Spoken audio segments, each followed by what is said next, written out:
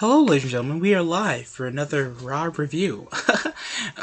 Due to school, I had no time to do regular live stream of Monday Night Raw like I regularly do every Monday. So, of course, if everybody enjoyed their 2 nights of WrestleMania, and I'm still on board for it to be one night, because just everybody didn't deserve to be there, especially when you have over 5 hours of content on a weekly basis. You'd think one night would end it all. No, it needs to be 2 extra nights of wrestling. Cody Rhodes giving his first promo over arriving back home because the other home for him just wasn't suited enough for him and it was getting overcrowded and he was already getting bashed backstage. A lot of heat, obviously referencing his father Dusty. Majority, now he seems to be in this probably monthly program with Seth Rollins. I don't mind it. Cody's going to be on TV, so there's not much that can be said about him being buried after a WrestleMania appearance. But it's going to be decent enough getting in a consistent program. Probably some amazing matches, and that's probably it. That's technically it. I mean, it was a good promo. As much as we shit on Cody, and we know he's going to be a prominent, mid-carder, the guy can talk. The guy can make it an emotionful promo that can get you invested. And then you just look at Cody Rhodes, and you just think of a dyke soccer player. But besides that, pretty okay promo to open up the night. Pretty decent. By the way, Raw drew a 2.1 after WrestleMania. That's not good. There's times when we hit a 2.5 or 3.2. We cannot be hitting that average after a 2-night event, Vince. You could try to compensate it with going 3 hours. 2015 Raw was as well 3 hours. WrestleMania only clocked over near 4, and that shit at least drew like a 3.2. It got average rating, pretty good ratings for a post-WrestleMania Raw, as it should.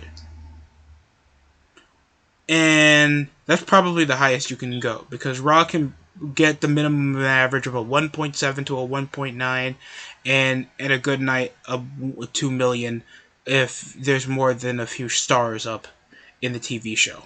So that's technically it. Next we had Naomi and Sasha Banks facing off against Rhea Ripley and Liv Morgan.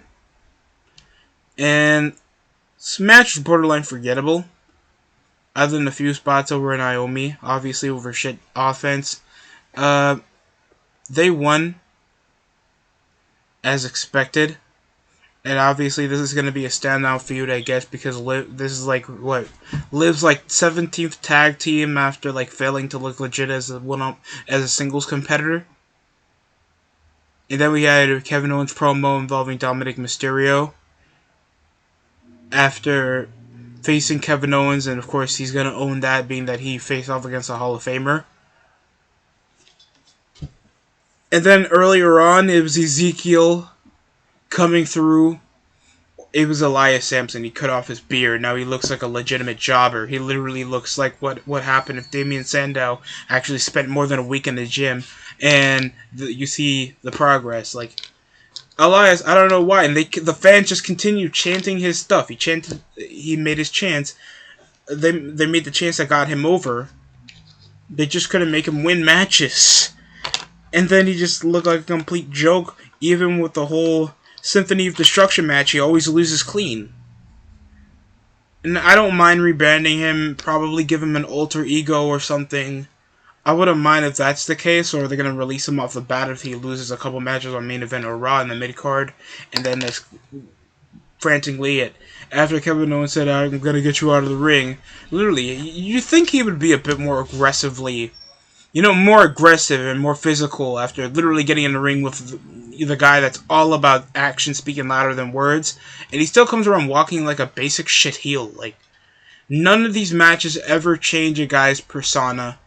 never change a guy's attitude or how he deals with. This is why I don't like the way WWE makes their characters. They don't make sure they change when it comes to a specific match or scenario. It just makes the wrestlers just feel robotic. It makes it feel like it's fucking universe mode. It doesn't feel like it's TV.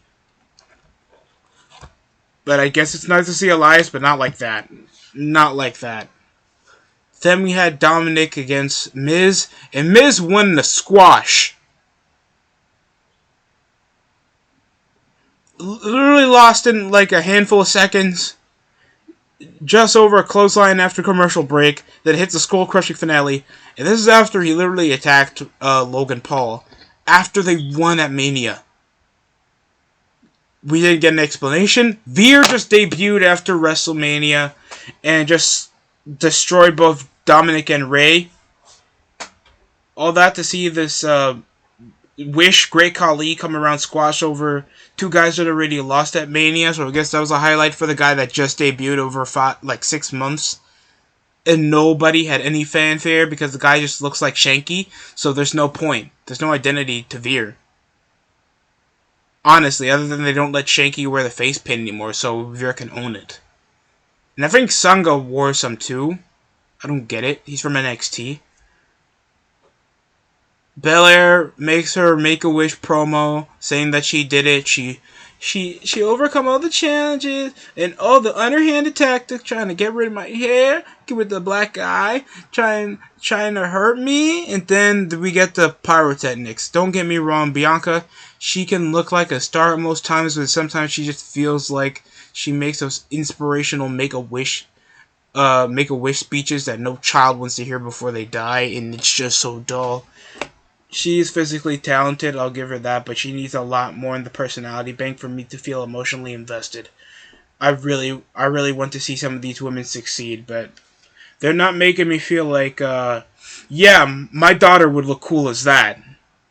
Or, dude, I want to associate with her. I want to be invested with the character. I don't really care because they're hot. There's plenty of chicks that I find hot, but I'm not going to play as them in the video game or want to own them as an action figure. Next up, we had Braun Breaker defending getting another shot after losing a Stand and Deliver. Just literally on Saturday, losing clean just so they can put it on free TV. That's great. That's awesome. Totally makes sense for Ziggler to get the illegitimate win. And then people try, and of course I got a text over on the live chat during WrestleMania on Sunday. Of course, what would happen if Braun Breaker would be the next Brock Lesnar, trying to probably beat Reigns at SummerSlam for the WWE title, undisputed title. And that would be an interesting thought if they didn't make him lose to the guy that's been the perennial mid-card for the last several years. I don't want to see Ziggler anymore. This was an okay match. Braun Breaker probably did a better match than he did with Ziggler. Like a top rope senton. That was insane. A spear. The fans seemed a bit into it in the second half of the match. And, yeah, Braun won clean with a big-ass power slam after nearly the exact same match that we had on Stand and Deliver. But AIM came up with the right guy winning, and it looked good. Then MVP with the obvious heel turn after Lashley came around, of course, flaunting and showing all his accolades and even devastating Omos, and it seems like they're going to continue with this program with Omos after literally making him lose his losing streak. And then MVP attacked Lashley from behind, turning on him after he won clean. And I understand this because Lashley technically doesn't need a mouthpiece, just like Lesnar doesn't need Paul Heyman as a mouthpiece. And I know trying to work on Omos, trying to make him another legitimate big threat, even though he has the height of of the Great Khali, but the face of Big Daddy V. If you guys don't see it, then I don't know. Maybe my eyes are messed up or something. But this was the right move to do it. Hopefully they still make Lashley look legitimate. People would think Omos was just get buried because his wrestling sucks and moves a bit slow and the big green can't talk, but all you need is to get him the right guys to talk and he'll look like $1,000,000, and MVP can do that. Lashley, hopefully he's back in the main event scene or at least somewhere in the upper mid card, because you can't get a guy that looks like that can still go at his age. Like, the guy's not a spring chicken. Lashley's around his mid 40s and he still looks like like he was in 06. Like, that's a good thing. That's a great thing that he keeps himself in such well condition. And yeah, good to note. Then we also had two teams in a tag, Zelina and Carmella versus Natalya and Shayna Baszler. And the match ended up in a pre-match assault with Zelina literally assaulting Carmella in front of Corey Graves until Corey Graves had to come up and stop the tag. Literally out of nowhere, all because they lost the tag titles. I'm not emotionally invested. I don't care why Carmella and Zelina have broken up. We know Zelina Vega's better, even though she needs to play back a manager role, in my opinion. She's way too undersized unless she's backed up with anyone else with chemistry. I don't really care. But, I guess that was alright, but I was more concentrated on Lashley and Omos. Then we, of course, had the Usos and Austin Theory against RK Bro and Finn Balor. So this is just brand for brand. No one cares anymore, because of course we got a unified world champion as expected. So we could just pull off a 6-man tags willy nilly as expected. And I don't know why Austin Theory losing clean to McAfee after McAfee lost in an unsanctioned match with Vince. 76 old elderly Vince McMahon beats a recently retired pro football player. Something about that doesn't sit well, but it was an entertaining night. And seeing Vince still have arms that look like 06 Vince, where even though he was in middle age, the guy still worked out, and he still works out to this day. It is scary this guy's work ethic is in such a elderly age where you'd think you'd be more restful on the body. And I gotta respect that about Vince McMahon. But people would say like, oh, you're just dick sucking, you're a WWE fanboy, that's why AEW doesn't give it a chance. Well, I'm sorry. You give it to the guy who flaunts over just getting New Japan matches and not making any business ideas to be on TNT to TBS, while WWE does stuff at Rolling Loud, Fox TV, and one of the more accessible streaming networks where you can watch wrestling for under $10. And still makes billions off it. Sure, we can give some mistakes over to Vince. Don't get me wrong, Vince made some fucked up shit and he even said the N-word on live pay-per-view. I don't think anybody's gonna let that fly, especially black people. But you gotta say, over what he's done, and you can exclaim it over WWE being a long stretch of time, Vince is a financial genius. He's a billionaire for a reason. So, yeah. This 6-man tag wasn't, I think, fun as the 3-way tag that we had at Night 2 of WrestleMania. Very entertaining opener, by the way. Love that opener. And of course, we even had like a promo involving the Usos making fun of Pat McAfee beating Austin Theory, and Austin Theory saying that he still built a foundation and he's still the top asset of Vince McMahon, so he still has that chip on his shoulder. I don't know if they're still going to continue that feud after Vince literally like mopped the floor with. Other than that, I forgot that Finn Balor is isn't he U.S. champion now? And now they tease Finn Balor trying to pursue the IC championship, trying to unify those belts as well. With such a scuffed up division, like a scuffed up mid card, and you think unifying them, other than making new characters, would be okay. So this match was fast paced, good hot tags. Orton looked great. Riddle came over, but Theory came up with a surprise win over Balor over the misunderstanding of the tag and not knowing who the legal man was. But Austin Theory won clean. I guess they're gonna do a program with him because he pinned the champion. That means he earns a shot. So incohesive. There's no such thing as number one contender matches anymore. You just gotta do a championship contender match. Because what makes the champ look good when you have to face the champ to earn a shot. That's how boxing works too, right? No, it doesn't. Edge and Damian Priest with a promo. And Edge was good. I don't know why Damian Priest are trying to do this rip-off Brood promo. I expected it to be a lot better, but it's like just hitting Styles with a steel chair, trying to garner the heat, and then the fans just chanting. Obviously, they don't care because we get this Arkham City sex offender looking motherfucker.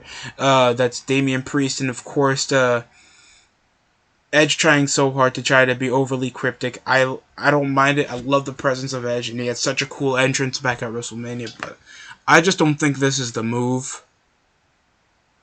And then we had the Street Profits facing off against Alpha Academy.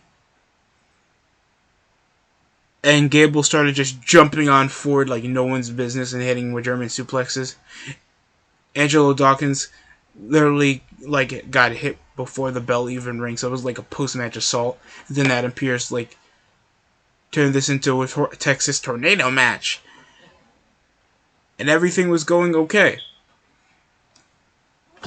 It was like a massive drop kick off forward, of course, hot, and then craziness over Angelo Dawkins. And then we got a frog splash to the table, and then the Street Profits won clean.